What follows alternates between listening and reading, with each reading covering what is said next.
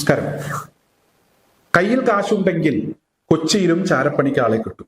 അതാണ് ഇന്നലെ പുറത്തു വന്ന ഒരു വാർത്തയിൽ നിന്നും മനസ്സിലാക്കാനായത്. ആർക്കു വേണ്ടിയുള്ള ചാരപ്പണിയാണ് എന്ന് ചോദിച്ചാൽ അമേരിക്കയുടെ CIA-ക്കും അതുപോലെ തന്നെ മൊസാദിനും ഒക്കെ വേണ്ടിയുള്ള ചാരപ്പണി. അതാണ് ഇന്നലെ കൊച്ചിയിൽ നടന്നത്. അതിന്റെ ഭാഗമായി ഇന്നലെ പോലീസ് കേസെടുക്കുകയും ചെയ്തു. നമ്മുടെ മാധ്യമങ്ങൾ ആരാണ് ഈ ശ്രമം നടത്തിയത്, ഈ ചാരപ്പണിക്ക് ഇവിടെ ഇറങ്ങി പുറപ്പെട്ടത് എന്ന കാര്യം വ്യക്തമായി പറഞ്ഞില്ല ചില മാധ്യമങ്ങൾ. എന്നാൽ ചില മാധ്യമങ്ങൾ കൃത്യമായി പറയുകയും ചെയ്തു. അതായത് മാധ്യമപ്രവർത്തകർ കൊച്ചിയിൽ അഭയം തേടിയ ഇറാൻ കപ്പലിന്റെ ഫോട്ടോയും ദൃശ്യങ്ങളും ഒക്കെ എടുക്കാൻ ശ്രമിക്കുന്നതിനിടെ അറസ്റ്റിലായി, പോലീസ് കസ്റ്റഡിയിലായി, അവർ വന്ന ബോട്ട് പിടികൂടി, അവരുടെ ക്യാമറ പിടികൂടി എന്നൊക്കെയായിരുന്നു വാർത്ത. യഥാർത്ഥത്തിൽ ഏത് മാധ്യമപ്രവർത്തകരാണ് എന്ന വിവരം ചില മാധ്യമങ്ങളാണ് തുറന്നു പറഞ്ഞത്. റിപ്പബ്ലിക് ടിവിയുടെ റിപ്പോർട്ടറും ക്യാമറാമാനും ഒക്കെയാണ് ഒരു ബോട്ടിൽ വന്ന് ഇവിടെ ഇറാൻ കപ്പലിന്റെ ദൃശ്യങ്ങളും ചിത്രങ്ങളും ഒക്കെ എടുക്കാൻ ശ്രമിച്ചത്. അതീവ സുരക്ഷാ മേഖലയാണ്. കപ്പൽ അവിടെ ഉണ്ടെങ്കിലും ഇല്ലെങ്കിലും ആ പ്രദേശത്തേക്ക് അങ്ങനെ കടന്നു വരാൻ പാടില്ല. അവിടെ ഫോട്ടോയും ദൃശ്യങ്ങളും ഒന്നും എടുക്കാൻ കഴിയില്ല. അത്തരത്തിലൊരു ഏരിയയാണ്, അതീവ സുരക്ഷാ മേഖലയാണ്. ഈ അതീവ സുരക്ഷാ മേഖലയിൽ കയറിയാണ്, ബോട്ടിൽ വന്നാണ് റിസ്ക് എടുത്ത് റിപ്പബ്ലിക് ടിവിയുടെ ആളുകൾ ഇറാനിയൻ കപ്പലിന്റെ ചിത്രങ്ങളും ദൃശ്യങ്ങളും ഒക്കെ എടുക്കാൻ ശ്രമിച്ചത്. ഈ ചിത്രങ്ങളും ദൃശ്യങ്ങളും ഒക്കെ എടുത്ത് അത് പ്രദർശിപ്പിച്ച് അമേരിക്കയെയും അതുപോലെ തന്നെ ഇസ്രായേലിന്റെ മൊസാദിനെയും ഒക്കെ സഹായിക്കുന്നതിന് വേണ്ടിയുള്ള ഒരു ശ്രമം നടത്തി എന്ന് തന്നെയാണ് മനസ്സിലാക്കേണ്ടത്. എന്തായാലും അത്തരത്തിൽ ഇവിടെ സംഘപരിവാരങ്ങൾക്ക് വേണ്ടപ്പെട്ട ഒരു ചാനൽ ഒരു പണി നടത്തി. അതിന്റെ ഭാഗമായി പോലീസ് ഇവിടെ കേസെടുത്തു. എന്തായാലും ഇവിടെ ഇടതുപക്ഷ സഹയാത്രികനായിട്ടുള്ള വെമ്പായം നസീർ, അദ്ദേഹം ഈ ഒരു വിഷയവുമായി ബന്ധപ്പെട്ട്, അതായത് നേരത്തെ അമേരിക്ക ഒരു ഇറാൻ കപ്പൽ തകർത്ത് കളഞ്ഞു, 11 മണിക്കൂറോളം ഈ കപ്പലിനെ പിടിച്ചിട്ട് അവസാനം അമേരിക്കക്ക് ഇട്ടുകൊടുത്തു എന്നൊക്കെ അദ്ദേഹം പറയുന്നുണ്ട്. എന്തായാലും അത്തരത്തിലൊരു സംഭവം നടന്നതിന് തൊട്ട് പിന്നാലെ ഇവിടെ കേരള തീരത്ത് കൊച്ചി തുറമുഖത്ത് ഒരു കപ്പലിന് അഭയം കൊടുത്ത സാഹചര്യത്തിൽ ആ വിവരം കൂടെ ഇവിടെ ചില ആളുകളൊക്കെ അത് വെളിച്ചത്ത് കൊണ്ടുവരാൻ ശ്രമിച്ചു, അതിന്റെ ദൃശ്യങ്ങൾ പുറത്തുവിടാൻ ശ്രമിച്ചു, ശത്രുക്കളെ സഹായിക്കുന്നതിന് വേണ്ടിയുള്ള ശ്രമം നടത്തി. എന്തായാലും ഇത് കേരളമാണ്, ഇവിടെ ഇതൊന്നും നടക്കില്ല എന്നാണ് വെമ്പായം നസീർ പറയുന്നത്. അദ്ദേഹം പറയുന്നത് ഇരട്ടച്ചങ്കൻ ഭരിക്കുന്ന കേരളമാണ് എന്നാണ് അദ്ദേഹം പറഞ്ഞത്. എന്തായാലും അദ്ദേഹം പറഞ്ഞ മുഴുവൻ കാര്യങ്ങളോടും എനിക്ക് യോജിപ്പില്ല.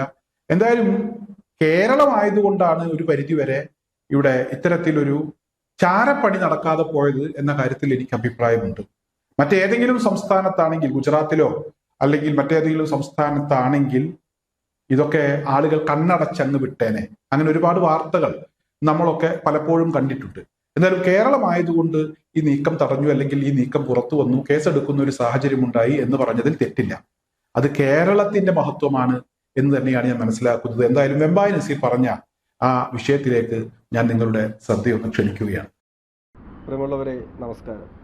ഞാൻ വെമ്പായം നസീറാണ്. ഞാനിപ്പോൾ വീഡിയോയിൽ വന്നത് സുപ്രധാനമായ ഒരു കാര്യം നിങ്ങളെ ശ്രദ്ധയിൽപ്പെടുത്താൻ വേണ്ടിയിട്ടാണ്.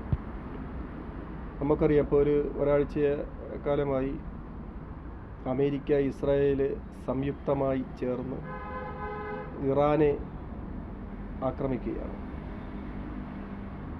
ആദ്യം അവർ സദ്ദാം ഹുസൈനെ തകർത്തു. പിന്നെ അവർ ഫലസ്തീനിൽ യാസർ അറാഫിനെ തകർത്തു. പിന്നീട് അവർ കേണൽ ഗദ്ദാഫിയെ തകർത്തു.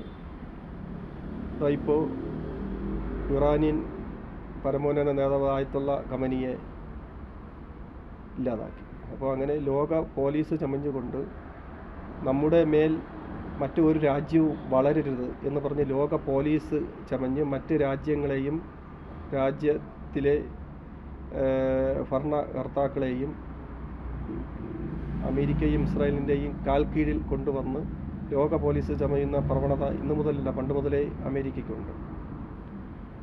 ഇസ്രായേലും അമേരിക്കയും സംയുക്തമായി ചേർന്നാണ് ഇതൊക്കെ ചെയ്യുന്നതെന്ന് നമുക്കറിയാം. ഞാനിപ്പോൾ പറഞ്ഞു വരുന്നത്, വിശാഖപട്ടണത്ത് ഇറാനിയൻ കപ്പൽ, നാവികസേനയുടെ കപ്പൽ അഭ്യാസ പ്രകടനം നടത്തിയിട്ട് വിശാഖപട്ടണത്ത് പോയി. ശ്രീലങ്ക വഴി മടങ്ങി പോകുന്ന വഴിക്ക് 11 മണിക്കൂർ നടുക്കടലിൽ വെയിറ്റ് ചെയ്യിപ്പിച്ച് അമേരിക്ക ആക്രമിച്ചു. അതിനകത്തുണ്ടായിരുന്ന 87 നാവികസേന ഇറാനിയൻ നാവികരെ കൊലപ്പെടുത്തി. അതവിടെ ദുരൂഹതയാണ്, വെയിറ്റ് ചെയ്യിപ്പിച്ചത്. കാരണം നമ്മുടെ അതിഥികളായി വന്നവരാണ്.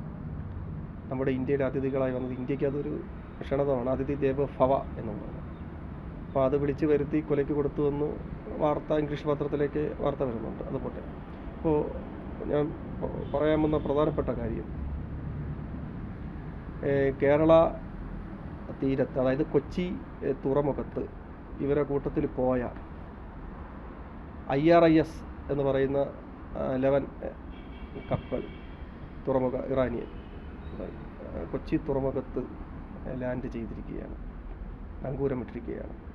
അപ്പോൾ അവർ ധൈര്യമായിട്ട് അവർക്ക് അവിടെ യുദ്ധം തീരുന്നത് വരെ, ഇപ്പോൾ പോയി കഴിഞ്ഞാൽ ചതി നടക്കും എന്നെല്ലാം അവർക്കും അറിയാം, അവിടെ വെയിറ്റ് ചെയ്യുകയാണ്. കാരണം അവർ മനസമാധാനത്തോടെ ധൈര്യത്തോടെ അവരവിടെ സുരക്ഷാ മേഖലയിൽ അവർ കഴിയുകയാണ്. കാരണം കേരളത്തിൽ ഒന്നും ചെയ്യില്ല എന്നും കേരളത്തിലൊന്നും നടക്കില്ല എന്നും എല്ലാവർക്കും അറിയാം. കാരണം കേരളം ഭരിക്കുന്ന ഇടതുപക്ഷ സർക്കാരാണ്, പിണറായി വിജയനാണ്, ഇരട്ടച്ചങ്കനാണ്. ഇവിടെ വന്ന് അവരെ ചതിയിൽപ്പെടുത്താനോ അവരെ നശിപ്പിക്കാനോ ഒന്നും നടക്കില്ല എന്ന് എല്ലാവർക്കും അറിയാം.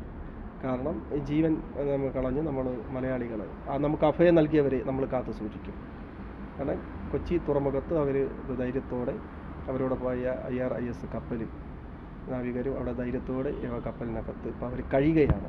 യുദ്ധം തീർന്നതിന് വശമേ അവരെ ഇനി നമ്മളവർ സുരക്ഷിതമായിട്ട് അവരെ ഇറാനിലേക്ക് വിടുകയുള്ളൂ. കാരണം അഭയം ചോദിച്ചെത്തിയത് കേരളത്തിലാണ്, കേരളത്തിൻ്റെ മണ്ണിലാണ്. ഇവിടെ നമ്മൾ ജീവൻ കൊടുത്തും അവരെ ആര് വന്നാലും അഭയം ചോദിച്ച് വന്നവരെ ജീവനെപ്പോലെ നമ്മുടെ സ്വന്തം ജീവനെപ്പോലെ അവരെ നോക്കുകയും യുദ്ധം കഴിഞ്ഞിട്ട് അവരെ വിടുകയും ചെയ്യും. കാരണം കേരള സർക്കാരാണ്, ഇടതുപക്ഷ സർക്കാരാണ്, മുഖ്യമന്ത്രി പിണറായി വിജയനാണ് കേരളം ഭരിക്കുന്നതെന്ന് അവർക്ക് നന്നായി അറിയാം. ഓക്കെ, ഇത് പറയാനാണ് ഞാൻ വീഡിയോയിൽ വന്നത്. നമസ്കാരം.